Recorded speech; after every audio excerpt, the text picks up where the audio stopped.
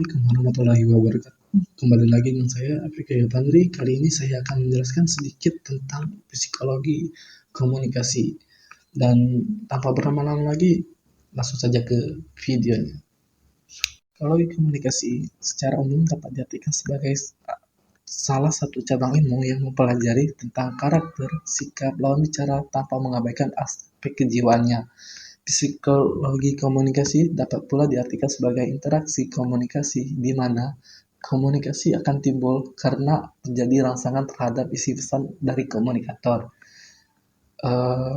Secara sederhana, maka psikologi komunikasi secara umum dapat disimpulkan sebagai proses memahami lawan bicara atau komunikan seraya memperhatikan banyak aspek, salah satunya aspek kejiwaan.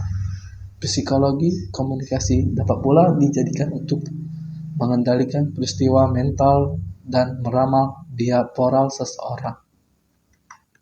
Secara umum, psikologi komunikasi memiliki beberapa tujuan, antara lain yaitu memprediksi gerakan dan perubahan tingkah laku manusia saat terjadinya komunikasi antar komunikator dan komunikan.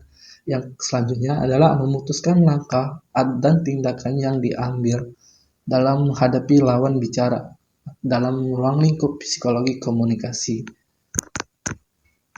Psikologi komunikasi itu sendiri memiliki beberapa jangkauan, salah satunya tentang pencapaian membangun komunikasi secara efektif. Setidaknya dengan komunikasi yang efektif, maka membuka peluang untuk memahami komunikan atau lawan bicara, karena memahami adalah tujuan utama dalam membangun interaksi. Secara spesifik, berikut adalah ruang lingkup psikologi komunikasi. Yang pertama adalah ada sistem komunikasi intrapersonal. Komunikasi intrapersonal mengupas terkait wacana karakteristik manusia, komunikan, dan fokus pada dua faktor, yaitu faktor internal dan eksternal yang menghipnotis sikap komunikasi, sistem memori, dan sifat psikologis lawan bicara.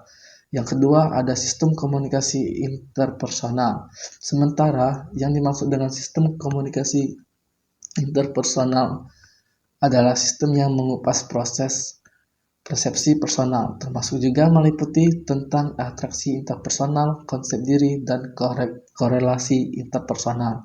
Yang selanjutnya ada sistem komunikasi kelompok. Ada juga yang disebut dengan sistem komunikasi kelompok. Komunikasi kelompok adalah sistem komunikasi yang membahas tentang pengaruh sikap komunikasi yang sifatnya berkelompok. Di dalam sebuah kelompok memiliki keefektifan untuk memberikan sugesti terhadap kelompok mereka. Ada komunikasi massa. Sistem komunikasi massa adalah psikologi komunikasi yang mengulas seputar motivasi dan faktor lain. Misalnya, kemampuan untuk melakukan hipnotis reaksi seseorang terhadap massa, psikologis, komunikator, dan dampak komunikasi massa. Dan selanjutnya adalah manfaat psikologi komunikasi. Ada beberapa manfaat yang dapat dipelajari dari psikologi komunikasi menurut Starwell, L. Tubbs, dan Sylvia Moss. Antara lain adalah artinya penerimaan cermat yang didapat dari penyampaian komunikator. Kesenangan, artinya komunikasi yang dimaksud untuk menghangatkan, mengakrabkan, dan menyenangkan antara pelaku komunikasi. Mempengaruhi sikap, artinya diharapkan dengan mempelajari psikologi komunikasi, komunikator dapat bertindak persuasif. Hubungan sosial yang baik. Yang selanjutnya adalah tindakan, artinya dapat mempengaruhi tindakan sehingga menimbulkan pengertian terhadap penyampaian komunikasi. Penggunaan psikologi komunikasi. Materi yang dapat saya sampaikan sedikit tentang pengertian psikologi komunikasi. Saya akhiri. Assalamualaikum warahmatullahi wabarakatuh.